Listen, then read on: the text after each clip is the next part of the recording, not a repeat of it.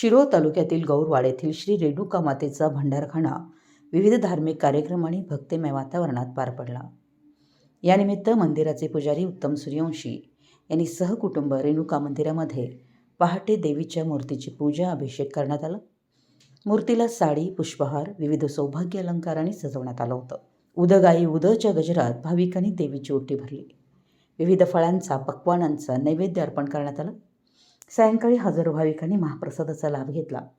भंडारखानानिमित्त मंदिर परिसरात आकर्षक विद्युत रोषणाई करण्यात आली होती। भंडारखाना भक्तिमय वातावरणात पार पडण्यासाठी मंदिर समितीचे अध्यक्ष रावसाहेब गडगले, सुरेश धनगर, खजिनदार भाऊ धनगर, सुदाम कांबळे, उल्हास माने, शुभम कुंभोजे, गजू माने, प्रशांत कुंभोजे यांच्यासह भाविक भक्तांनी विशेष परिश्रम घेतले। मराठी एस न्यूजसाठी गौरवाडहून अनिल जासूद।